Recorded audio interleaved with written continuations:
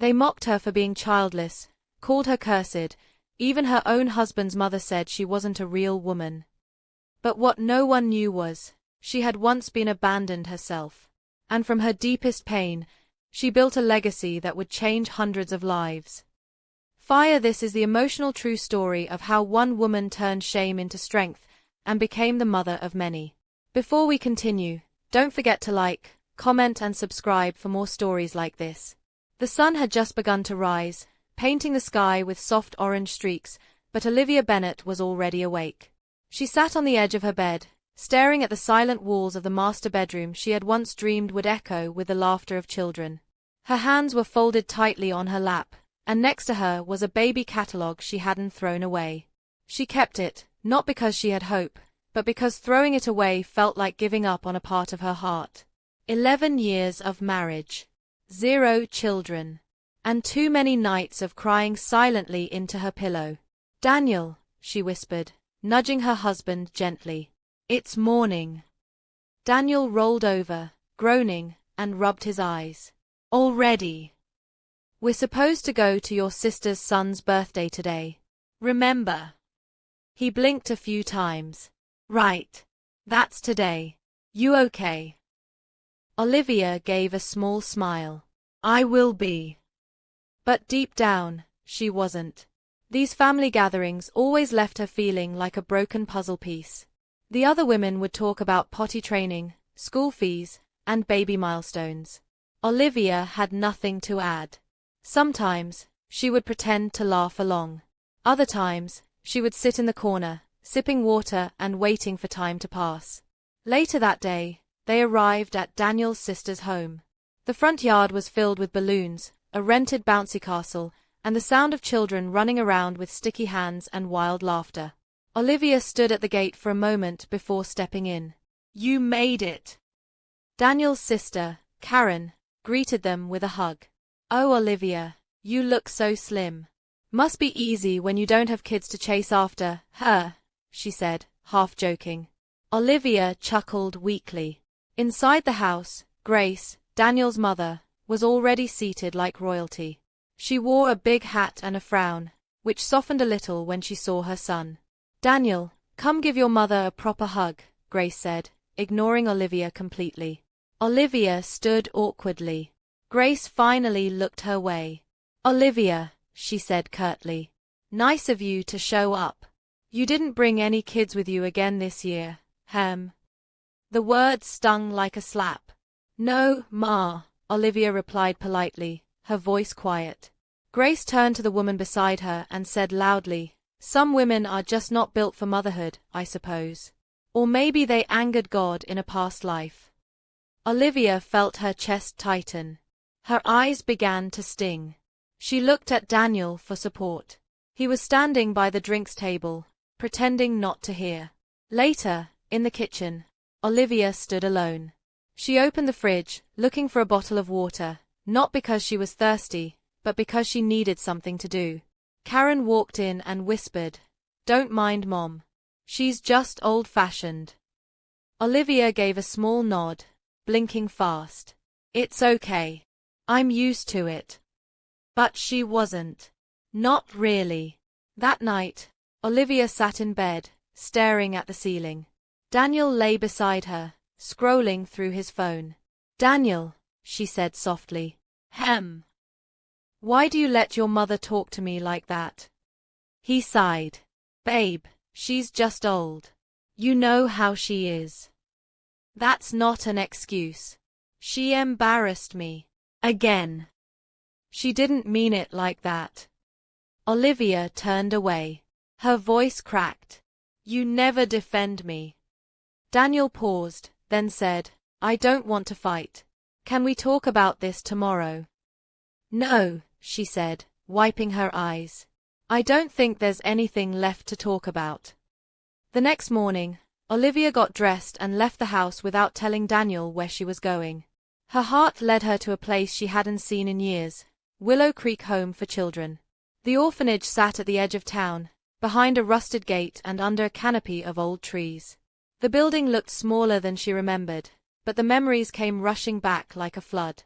She had been just a baby when she was left at the gate. No note. No name.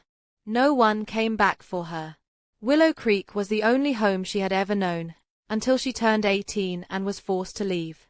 Olivia stood outside the gate, unsure if she had the strength to walk in. Then a voice called out, "Well, I'll be. Is that Olivia Bennett?" She turned and saw a grey-haired woman in a faded blue dress, Miss Clara, the matron who had raised hundreds of orphans, including her. Olivia smiled through teary eyes. "Miss Clara." They hugged tightly. "My goodness," Clara said, stepping back to look at her.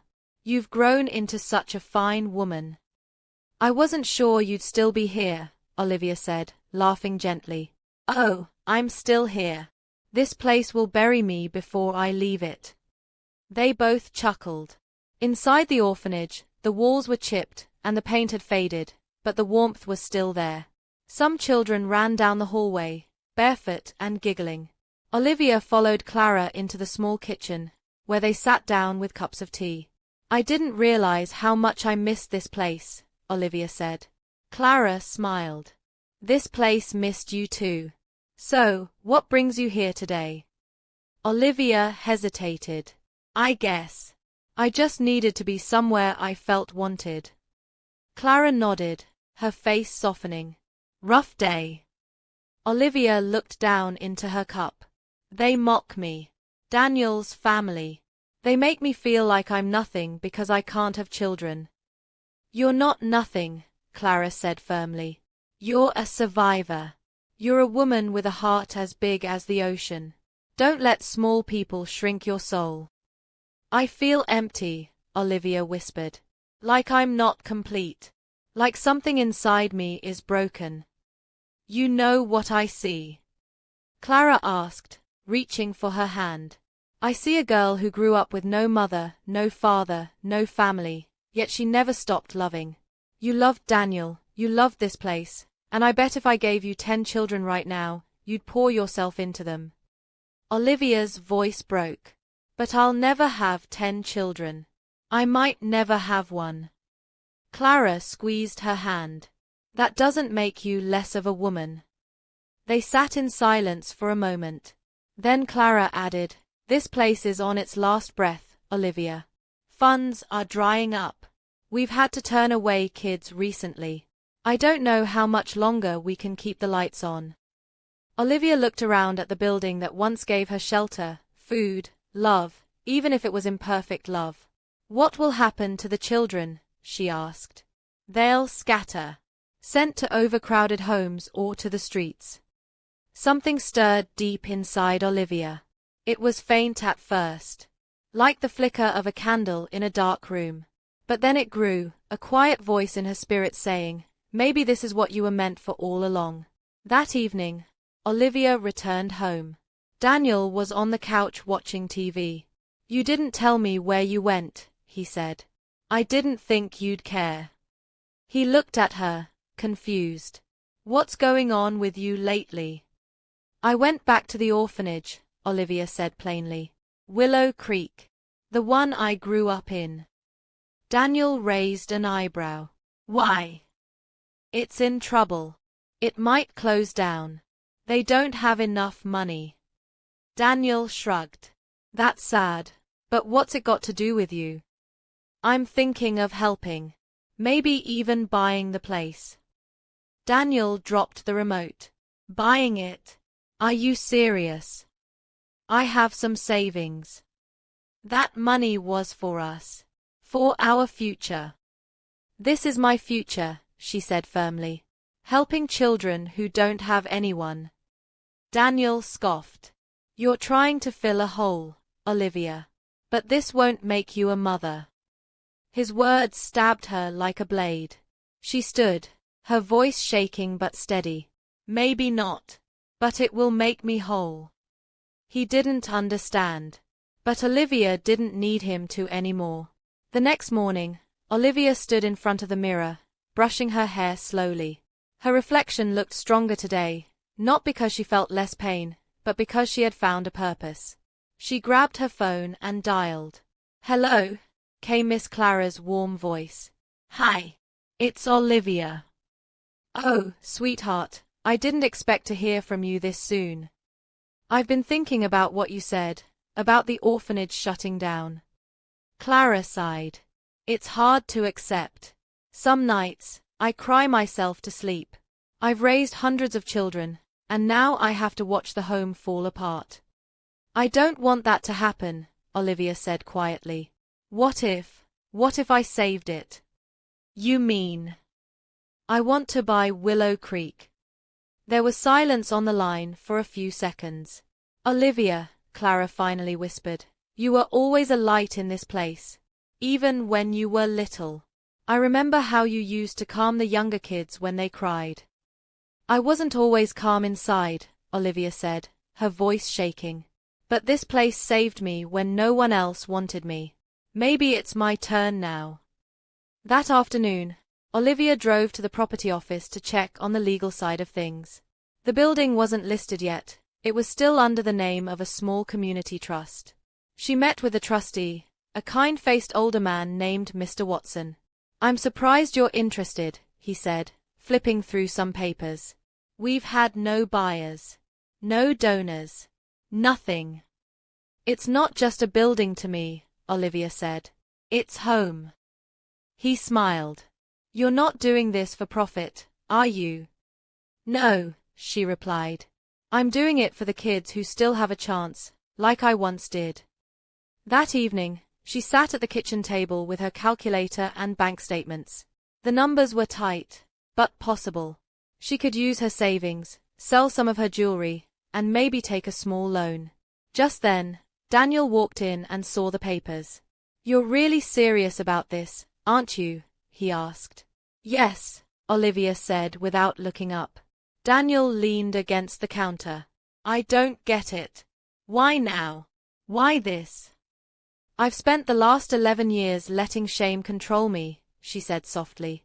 Every time your mother mocked me, every time people whispered behind my back, I believed them. Daniel looked away. But not anymore. I may not have children of my own, but I have love. And I'm done wasting it. He said nothing, and Olivia didn't wait for his approval. The day Olivia signed the papers, the sky was cloudy, but her heart was clear. She wore a simple blue dress and walked into the trustee's office with a calm she hadn't felt in years. Mr. Watson slid the contract across the table. You understand, once you sign, the building is fully yours. Repairs, maintenance, all of it. I understand, she nodded. You're sure about this? Olivia smiled and picked up the pen. I've never been more sure of anything. With a deep breath, she signed her name. Olivia Bennett, owner, Willow Creek Home. As she put the pen down, a strange feeling washed over her. Not fear, not worry. Just peace. She drove straight to the orphanage. Miss Clara was waiting outside with a group of kids, most of them unaware of the changes happening. Clara ran up and hugged her. You did it, she cried. I did, Olivia whispered, tears already forming. One of the little girls, no older than 6, tugged at Olivia's dress. Are you the new teacher? The girl asked. No, Olivia knelt down, smiling. I'm here to make sure you never have to leave this place. The girl hugged her tight. Clara stood behind them, wiping tears from her cheeks. You've done something powerful today, Olivia. I haven't done anything yet, Olivia replied. But I will. Later that day, Olivia walked through the empty halls of the orphanage, making notes of what needed fixing: leaky roofs, cracked tiles, broken shelves. She walked past the old bedroom where she had slept as a child. The small metal bed frame still sat in the corner. She sat on it and let the memories flood in. The night she cried because no one came to visit her on Parents' Day. The morning she woke up to sunlight and the smell of porridge. The birthday where Miss Clara gave her a single cupcake and sang alone with her. Her childhood wasn't perfect, but it made her strong. And now, she was coming back to make it better for others. That evening, she returned home tired but content. Daniel was in the kitchen, looking uncomfortable. You really bought it? He asked. Yes. He scratched his head. I mean, it's noble, but what about us? What about starting over somewhere else? A fresh start. Olivia placed her bag down. This is my fresh start, Daniel. And you're welcome to walk with me, or not. You'd really pick that place over our marriage? Olivia looked at him with sad eyes. No. I'm picking myself for the first time. He didn't say another word. She walked past him, feeling stronger than she had in years. That night, Olivia sat by the window, looking up at the stars. She whispered quietly, I may not have carried a child in my womb, but I can carry hope in my hands. And maybe that's enough. The next few weeks were the busiest of Olivia's life. Every day, she woke up before the sun, put on her work clothes, and drove straight to Willow Creek. The building was old and tired, but Olivia treated it like a sacred place. She called in contractors to fix the plumbing, paint the walls, and patch the leaking roof.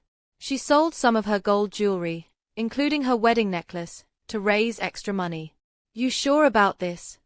The jeweler had asked. Yes, Olivia had said, placing the chain into his hand. It's time I stopped holding on to things that don't serve me. The children slowly started to notice the changes. A new bookshelf appeared in the corner of the playroom. Bright curtains replaced the dusty old ones. New blankets and pillows were brought in. And soon, laughter filled the air again. One day, while Olivia was helping a young boy named Marcus with his homework, he looked up and asked, Are you like our new mom? Olivia chuckled. Well, I'm here to take care of you.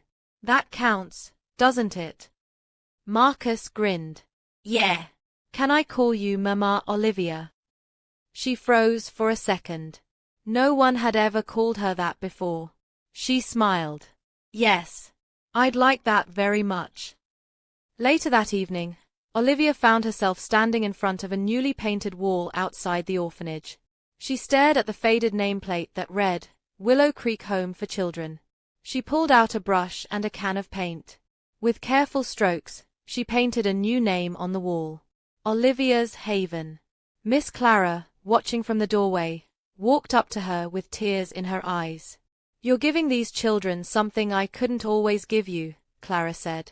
What's that? Olivia asked softly. A future filled with pride instead of shame. But not everyone was pleased. Word about Olivia's orphanage spread quickly through the small town. Some admired her. Others whispered. One Sunday, she decided to attend church again for the first time in months. As she entered the building, she noticed the way eyes followed her. Some people nodded respectfully. Others turned away. After service, Grace, her mother-in-law, approached with her usual smug expression. I heard you've turned into some sort of community hero, Grace said. Running a home full of orphans won't make you a mother, you know. Olivia took a deep breath. I don't need your approval anymore, Grace. Grace raised an eyebrow. You'll never be a real woman until you give birth to your own. Olivia looked her straight in the eyes. There's more than one way to be a mother. And I'm done letting people like you decide what makes me whole. Grace scoffed and walked away. Daniel stood nearby, silent again. This time, Olivia didn't even look at him. Days passed, and Olivia's haven bloomed like a garden after the rain. Donations began trickling in from kind-hearted people who heard about her story. Clothes, food, books, and even bunk beds were dropped off anonymously. One weekend, a group of college students arrived to help paint murals on the walls. Bright flowers, birds, and quotes like, You are loved. You matter. You belong. Olivia stood back, watching the children admire the artwork. Her heart was full. Miss Clara walked up beside her. You've turned pain into purpose. I'm just getting started, Olivia said. That same week, something unexpected happened. Daniel showed up at the orphanage. He walked slowly through the gates, looking uncomfortable but curious. Olivia saw him and wiped her hands on her skirt. Didn't expect to see you here. He looked around. You've done a lot. I have.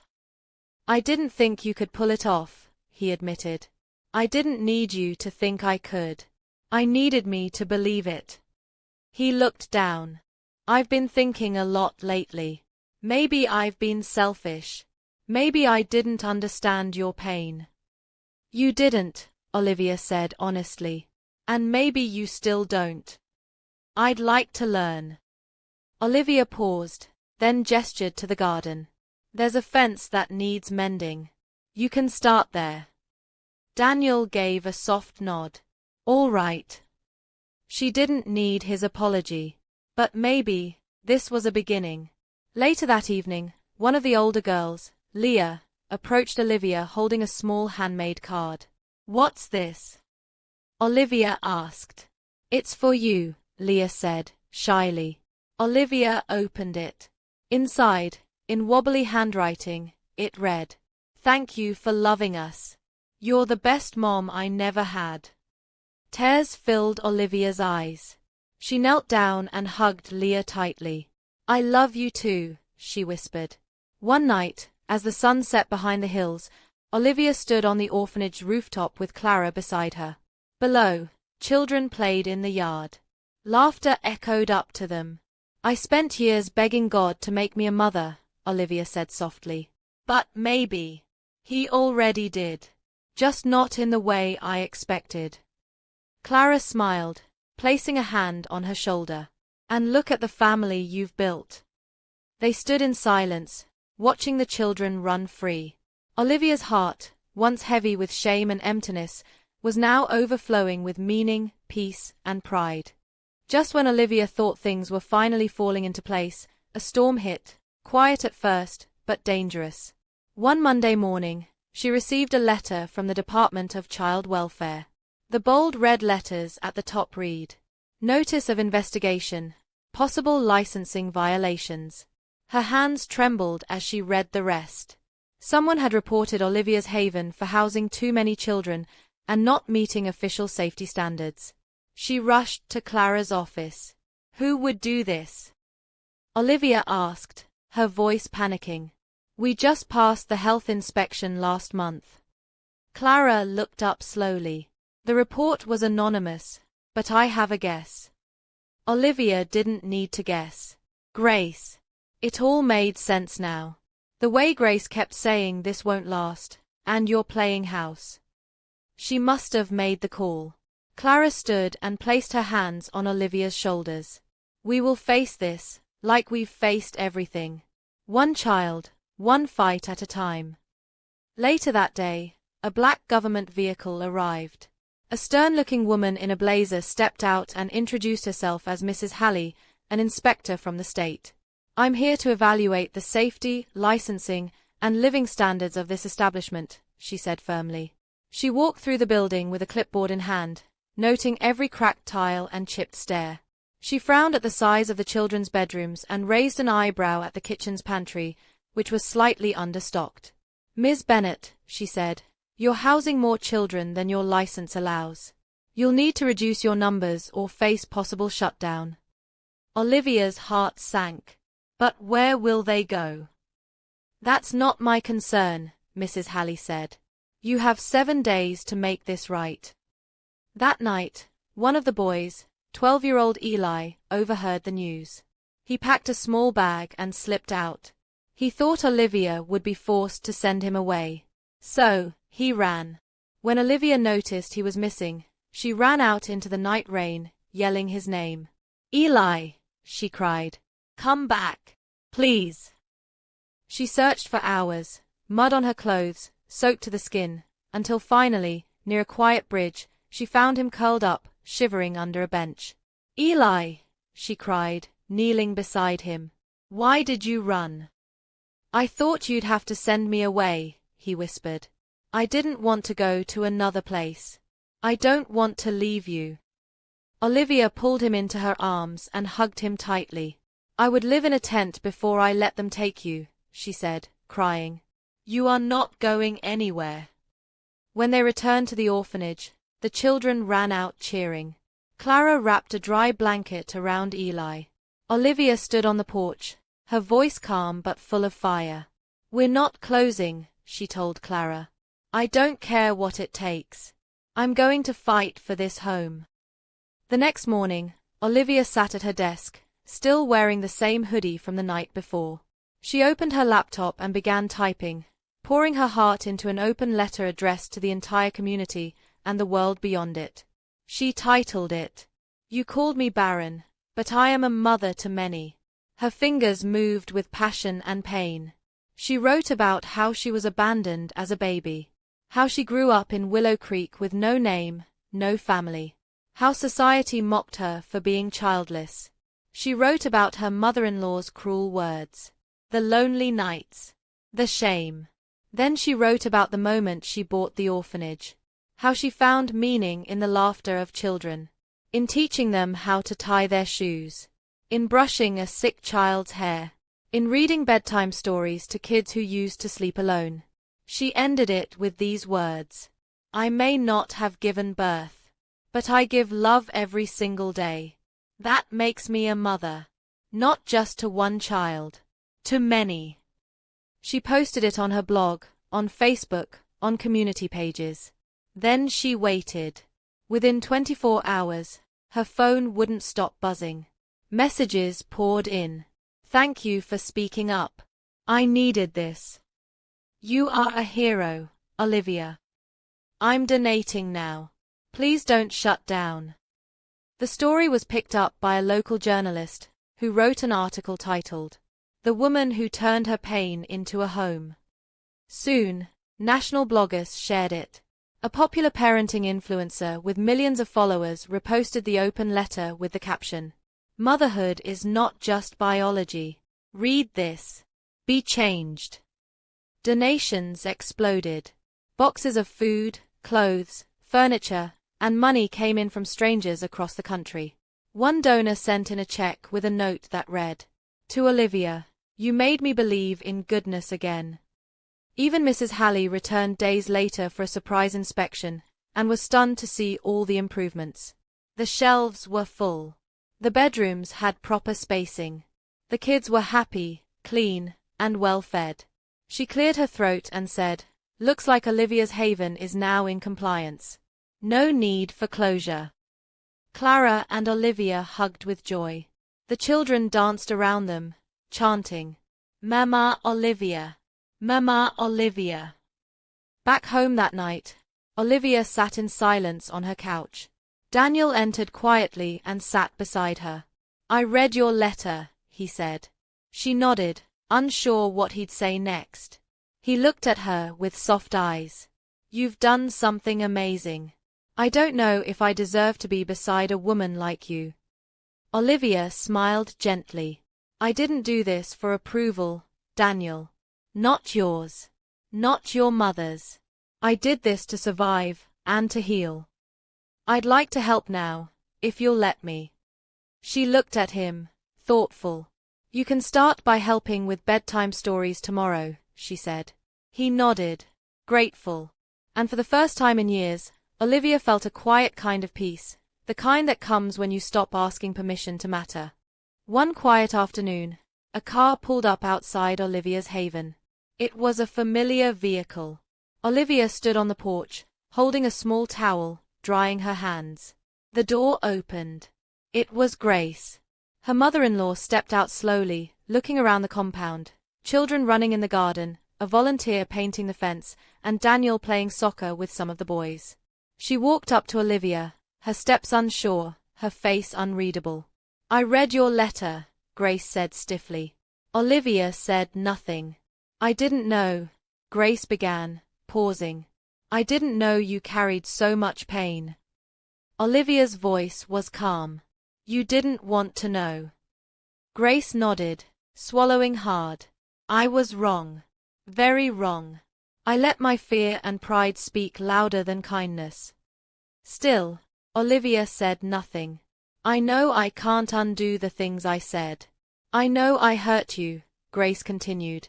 "But seeing what you've done here, seeing the way these children look at you." She looked away for a moment, then added softly, "You're a better mother than I ever was." Olivia's eyes filled with tears. I'm not asking for your forgiveness right away, Grace said. I'm just asking for a chance to know you, the real you, and maybe get to know these children too. Olivia paused, then nodded. You can start by helping us serve lunch, she said. It's chicken stew today. The kids love extra bread. Grace let out a quiet laugh. I'd like that. Later that day, Olivia watched as Grace helped 3 little girls carry their plates to the table. She laughed when one spilled water and quickly wiped it up without scolding. Daniel walked up beside Olivia, watching his mother. I never thought I'd see this, he said. Neither did I, Olivia replied. But healing starts somewhere. That evening, Olivia stood before a small group of donors and supporters in the orphanage yard. She was being honored by a local foundation for her community work. A banner hung behind her. Olivia Bennett, Woman of the Year. As she took the microphone, her hands trembled. When I was a child, I believed I had to be born into a family to belong, she began. Then I believed I had to become a mother to be a real woman. Society told me that again and again. She looked at the crowd, then at the children sitting in the front row. But here's what I've learned. Family isn't about blood. And motherhood, it isn't only about birth. It's about love, protection, sacrifice, and showing up. She smiled. These children made me a mother. And this home gave me my voice. Thank you for believing in me when I struggled to believe in myself. Tears filled many eyes in the audience. And as applause rang through the yard, Olivia felt something she hadn't felt in a long time. Pride.